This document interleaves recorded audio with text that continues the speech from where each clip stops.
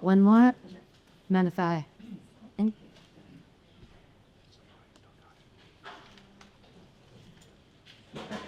Well, I'll do some quick introductions before I get started. At the end, we have Patrick Haggerty from Cascadia Conservation District. Then we have Maggie Boles from the city of Leavenworth. Yes, there are 2 Maggies up here. Lucky you. We have Rachel Hansen from Chelan PUD and Yesenia Perez from CAFÉ. So to get us started, I'll start with you, Rachel. What is the PUD's public safety power shutoff, and what should the community know to be prepared? Well, thanks for having me. I want to put our public safety power shutoff plan in context of a bigger wildfire mitigation plan. Chelan PUD works year-round to reduce our fire risk.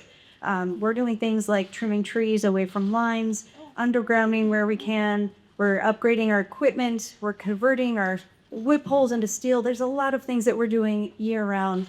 Public safety power shutoff is really a measure of last resort, and what that is a proactive power outage designed to prevent new wildfire starts.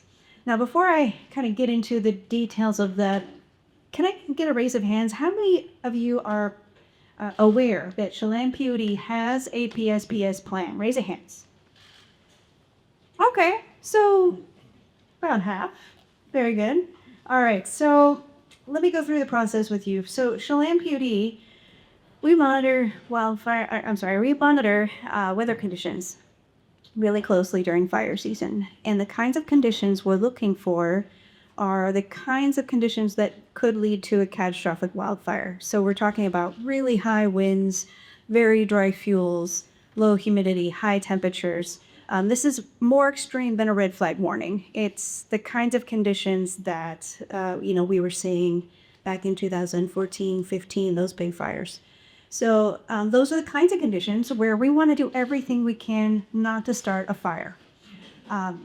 So the first thing we do when we start to see those conditions in the forecast is we're going to talk to our fire districts. And I'm looking at Brian Brett over there because our fire districts know a lot more about how fire behaves on the ground locally than we do as utilities. So we're going to consult with them first and say, hey, what are you guys seeing in the forecast? This is what we're seeing. We'll consult with them. And if we're 48 hours out from this weather event and it's looking imminent that these conditions are going to hit, then we're going to let our customers in those zones, and we have 23 different PSPS zones, where we expect that weather to hit. We'll let you know 48 hours in advance that this is possible. We plan to proactively turn off power. So that gives you a little bit of preparation time. This power outage, it really kind of depends on how long the weather event lasts, but we'll send you another notification 24 hours in advance. The weather hits, we send out our crews to go inspect our lines, and that's really important because our crews have to inspect whether there's a tree hanging over the line or if there's any damage to the system, because the last thing we want to do is turn on power and there's something wrong. So once we get the all clear, we'll restore power. How long that could take? Could be 24 hours, could be less, could be more, depends on how much damage is done. So one of the part of the question was, how do you prepare? First, all of you guys, I encourage you to look up your address and see if you're in one of these 23 zones. It's all over the county. It's about 14,000 customers, and you can look up your address at chelanpd.org/PSPS. And I also want to encourage you to sign up for Chelan County Emergency Management Everbridge alerts. We talked to emergency management, and they're going to help us alert the public when we have to use one of these days. So you want to make sure that you're signed up for those alerts. And the last thing I'll share with you is think about your emergency plan in a scenario where the power's out. And that is, PSPS is possible, but you also want to be thinking about emergency plans in a variety of different contexts. If the power's out, think about your water system. Think about your, where you get your supplies, your gas station, your grocery store.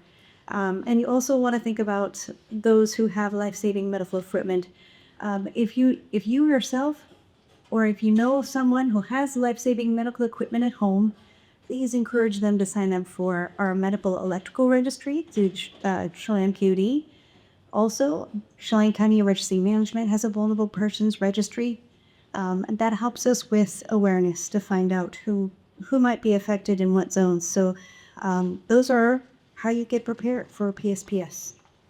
Thanks, Rachel. You also, in your packet, Rachel and PUD provided some handouts for you to take home and utilize. A lot of that information is on their website, as she said, but there are some great printouts about what is the PowerShell for you to look at. Next to Yesenia, what is your role at CAFÉ, and how is CAFÉ helping share wildfire, heat, and smoke resources with Spanish speakers? First of all, thank you so much for having me here. I am the Environmental Justice Coordinator at CAFÉ. My role there is to provide resources to the Hispanic Latino community. And one of the ways that we do this is through providing workshops in different counties. We serve a variety of counties, Chelan, Douglas, Okanagan, and Grant. And we have a site in Yakima where we help people kind of understand not only their risk, but how to prepare for other things that include wildfires, such as smoke, how to mitigate smoke. And I even brought a box fan to kind of show what we help folks mitigate their risk of wildfire smoke exposure by building these low-cost resources in their homes. And other ways that we help spread the message out to communities is by meeting them where they're at. So going to their events, going to community fairs, visiting schools, including even this month, for example, we have our Pachané Mercadito coming up on Saturday from 12 to 2, where we welcome community members from all counties, whoever's able to make it, and come and share wildfire-specific information this month. Patitas. Do you want to show them a little bit of like how do these homemade box bands work in brief? You have a great demonstration. Yeah, I have one. I have some bungee cords here, but for the sake of the concept here, I'll do this. So yeah, we'll have a little box fan that you can purchase at any more. You stand up to side. Yeah. So you can purchase these. you can purchase Isis Store, Ace Hardware, Walmart, and we have some sculptures as well. That these are number 13 kilkers that will usually has an arrow up at the top that you'll just have those face towards the fan. So if the air is going up this way, you'll want the arrow to also point in the same direction of the airflow. Using duct tape or zip ties or even bungee cords, which I think I might have one. You don't have to attach it. Well, Very nice. So I attach them in the back, and this will provide clean air in a small to medium-sized room. This is especially important for folks that might not have the resource to buy another kind of more expensive filter. Does the job and is able to produce clean air, for example, to kids or people that are adult issues with asthma. thank you. Yeah, and CAFÉ also provides these embeds illustrations, and it also gives them to people. Yeah. All right, next is down to Patrick at Cascadia. What resources do you have available for homeowners to prepare their home, and how have those been impacted by state cutbacks? Thanks. Yeah, thanks for having me today. So Cascadia Conservation District has a lot of resources for landowners to get ready for wildfire season and to recover from wildfire season. So our kind of mission from Cascadia Conservation District is to provide technical and financial resources to landowners to help them steward their natural resources.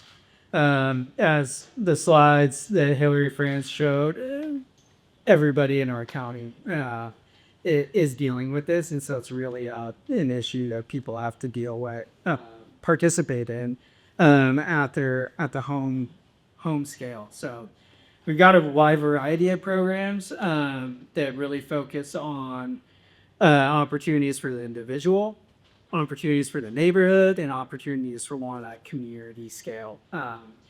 The question here is really specific to homeowners. For homeowners, we have some good programs. There's a list in your packet with a QR code we can take a look at. But some of the kind of key programs we have is a lot of different opportunities for folks to deal with the fuel around their property, really focusing on how we can help people create that 100 feet of defensible space around their home and even more focused on that 0 to 5 feet right next to the home, which a lot of the research is showing is absolutely critical.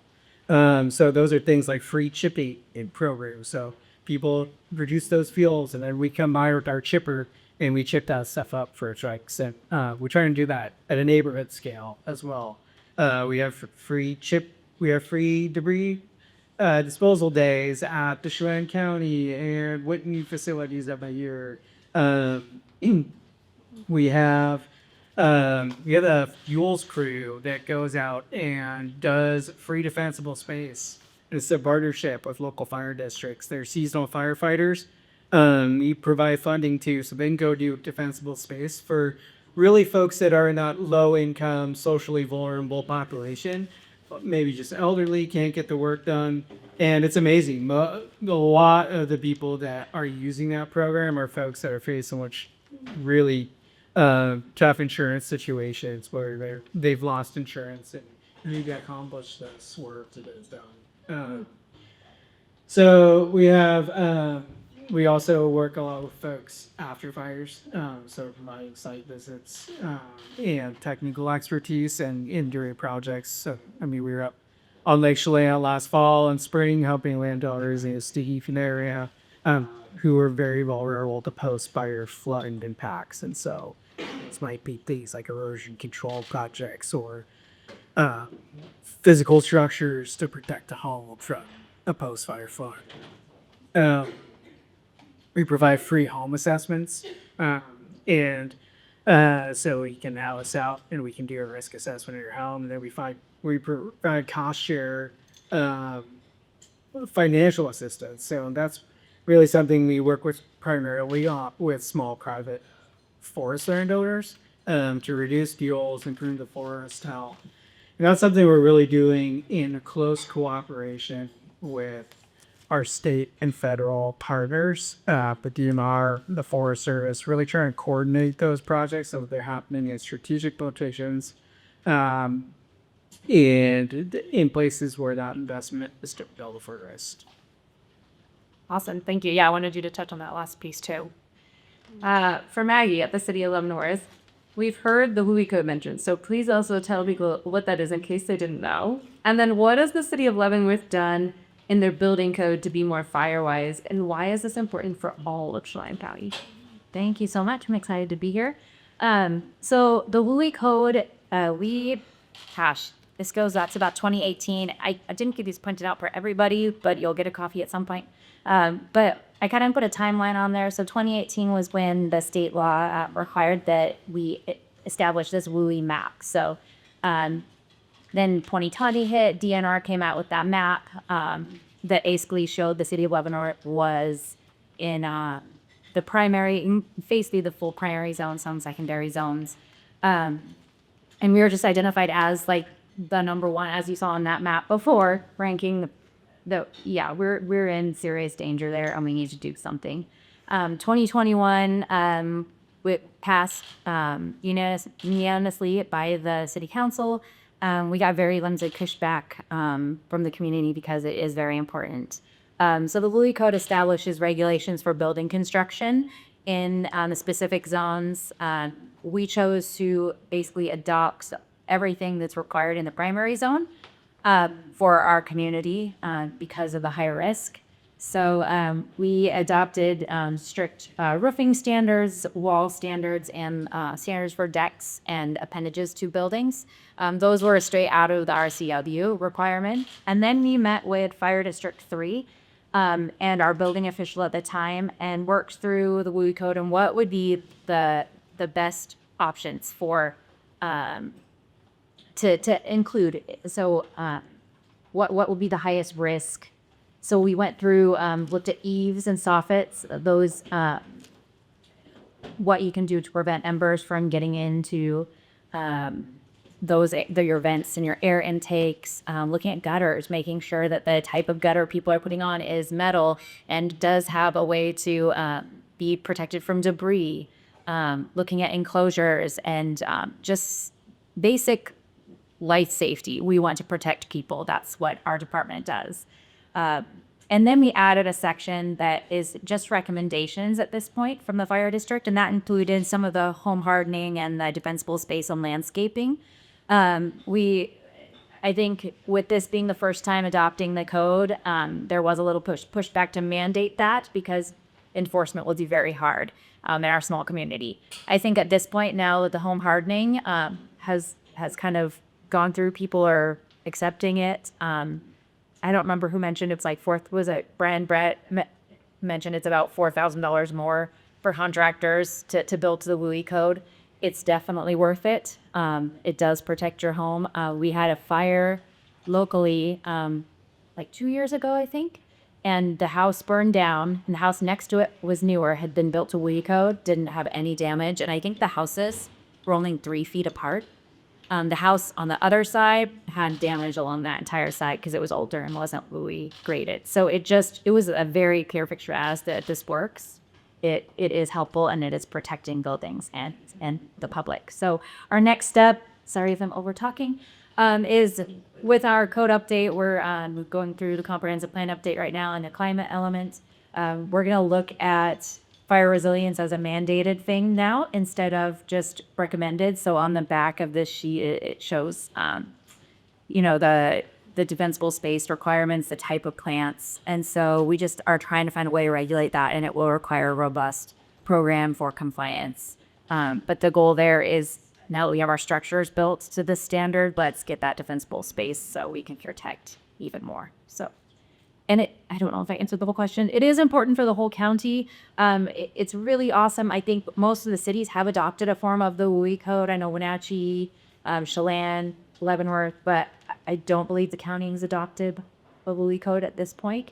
And so it really, that's where it starts, is in the county. And it's just all of us working together to protect people. Awesome, thank you. It's a great example of how it's working, and especially in a city with a lot of risk. I also live out there, so you guys all share resources and opportunities. As we go, we'll have time for a couple questions, so you can be thinking if you have a question for the panel. After this, we'll be doing some breakout groups to think about how do we utilize this information. So how can organizations like schools, churches, service groups, local businesses be mobilized to share wildfire readiness resources and reach vulnerable populations? You have the microphone, so. Thank you. Well, I know that to find solutions for this wildfire risk, it's going to take more than one agency. It's going to take all of us really to attack this at the scale that we're faced with. So I think that nonprofits and community and medical centers and fire districts, we all have a role to play, and communities that we talk to regularly. And so I think sharing the information, I'm just thinking about the alerts. If we ever had to use a public safety power shutoff, let's say in Lake Wenatchee someday, Lake Wenatchee Fire and Rescue could share that alert. Or let's say, speaking of a different example here, a medical center were to encourage their patients, if they are on oxygen, to, hey, are you aware of the Vulnerable Persons Registry? So just kind of knowing who your community is and passing along that information that's relevant to them, I think will help all of us work together. You want to add to that? And that's a lot of what you guys are doing today. So thank you for being here. Yeah, those are great points. I'd add a couple of things. A few people have mentioned this idea of fire adapted communities. That it's like a pillar of this national cohesive wildland strategy. And there's some great infographics out there. But this idea of a fire adapted community is basically the idea that everybody has a role. Individuals have a role. Neighborhoods have a role. The utilities, the cities, the county commissioners, land use development, everyone has a role. These organizations you're talking about, NGOs, churches, they have a role as well. I think one of the huge ways we've seen that play out in is with our neighbors up north, recovering from the 2015 wildfire seasons. Those organizations play a huge role in the long-term recovery effort, which is still going 10 years later. So I think that's a big opportunity, and then communication piece. So Our Valley, Our Future did a lot of survey work that helped define wildfire as a key issue in our county. And one of the things that folks said in that survey is that they wanted a central landing point, website, resource. There was all the information they could use for preparing for, during a fire, and recovering. And so that is something that folks in this room are working on right now. Cascadia just received a small grant from FEMA to start working on that, and we're going to be reaching out to partners across different, not just agencies, but also those NGOs, churches, and what have you, to get them involved in developing and then also share data. Yeah, awesome. I want to open it up for a couple questions, if that's okay. While I do that, Patrick gave a great segue. We do have one more Mentimeter that is exactly about what he just said, which is that we are working on a centralized website for wildfire information. So we'd love to hear, this is like an open response. So what would you want to see on this website? Right? What kind of types of information would you want there? Right? The purpose being, as you heard, even just from the 4 folks here, they had great information on their websites, right? So how can we bring it all together? Because you don't know that someone has something on their website if you didn't know their website existed. So feel free to add input to this. This is also available later if you think of ideas as you go. But we have time for a couple questions. I have a question. Six. I'm curious about a public-private partnership, say between, you know, a lot of forested land is public lands and a lot of it is Weyerhaeuser lands or private forestry companies. Is there a good, robust relationship between the two to, offer the best kinds of logging techniques that provide fire stops, or is it everybody's kind of on their own right now as far as that goes? That's a great question. If you asked that 10 years ago, I would have said everyone's working kind of in silos.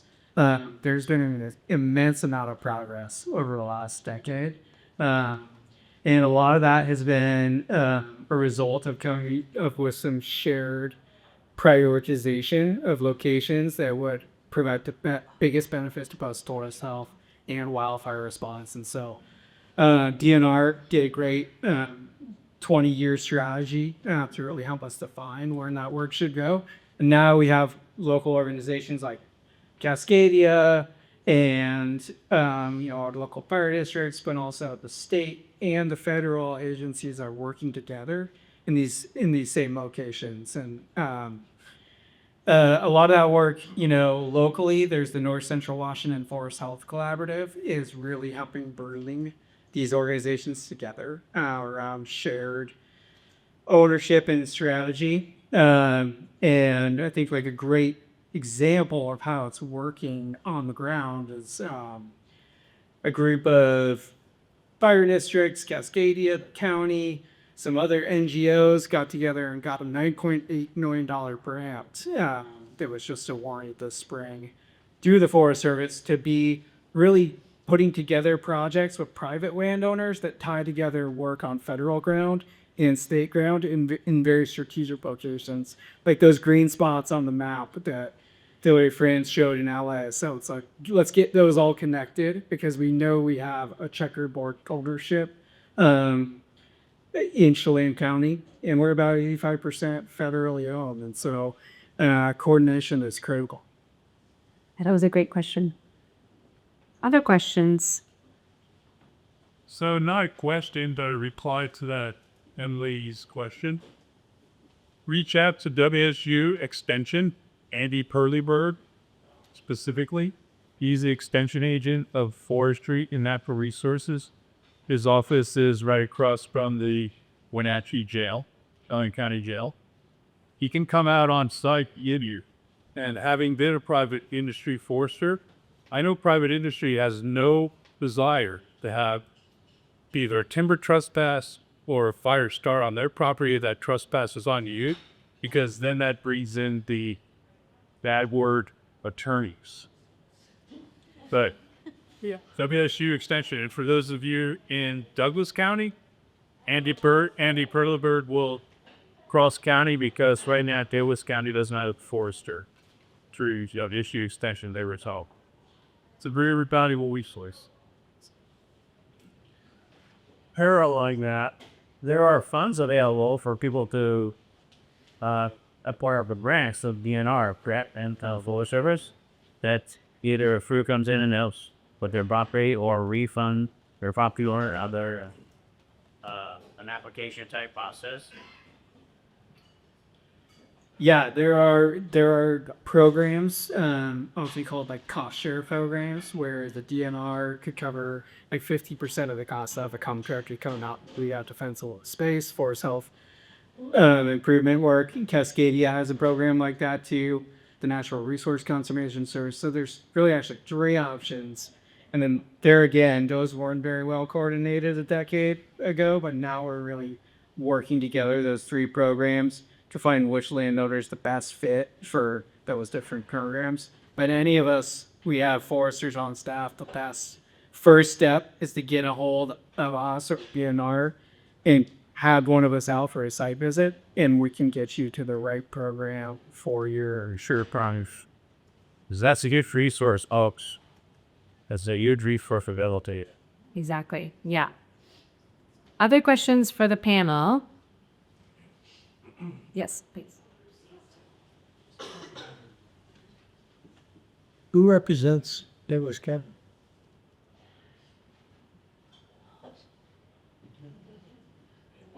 In what, which privilege aspect? What they're referring to? Yeah, well, where's our Douglas County? Over here. Yeah, so the fire districts share between the 2. Yeah. CAFÉ certainly serves both. And yeah, today the Chelan PUD is here, but yeah, I don't know if you know much about Douglas PA. The only thing I can say is that all utilities are required to have a wildfire mitigation plan, and they're all designed for their specific geographic area. So Douglas County does have a plan. Douglas PUD, I should say, has a plan, and that is available on the DNR website. I'm gonna go over here and have one.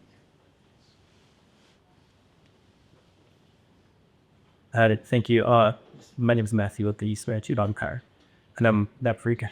Social stuff. Anyway, the question I have is in regards to personal responsibility and then law enforcement. So there's a lot of firework activity that occurs that's not supposed to be occurring. And then you get a lot of people doing backyard burns, which just causes a lot of damage to the ecosystems as well as structures. And you never really hear about the person that was irresponsible. And then when they cause a lot of damage, how are they held accountable? I'm coming from a naive standpoint. I don't really follow the cases as they go through the judicial system. What codes are there? What law enforcement is done when people are shooting a lot of fireworks, especially within the city limits of Wenatchee, East Wenatchee? Yes, fireworks are not allowed in any of our counties. Whoosh. I don't know if this panel is the right person to answer that, right? That's more like a sheriff's question or the police. But Chief Brett, do you have anything to say about that? I hate to point out, but That's okay. I can speak a tiny bit.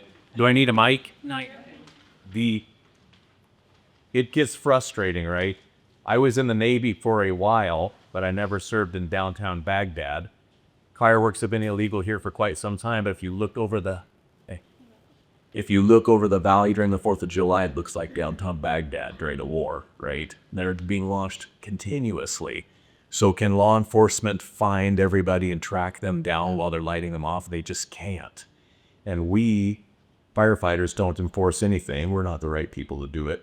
And we go from one call to another call to another call pretty much nonstop all through the 4th of July.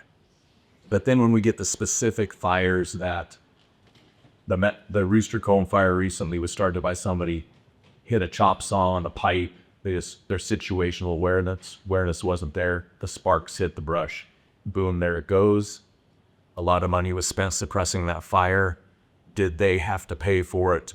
Was their insurance company sought out to pay damages? I don't know.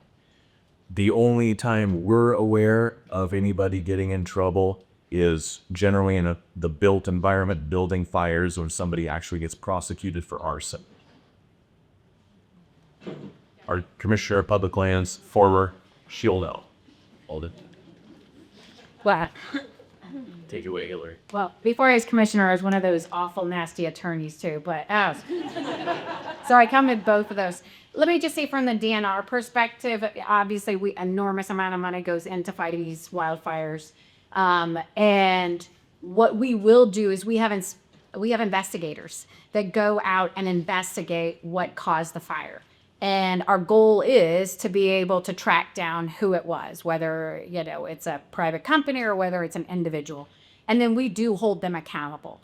As you can imagine, like take the Eagle Creek fire outside of Washington State. It was on Oregon on the Gorge, 50,000 acres burned, 15-year-old kid with fireworks, right? He does not have deep pockets. He's never going to be able to pay for the damage that caused. But there was a case against him. We do the same thing in Washington State when we're able to identify the cause. There's a lot here, right? So please take a look at those packets. Let's give a big thank you to our panel as they're talking about.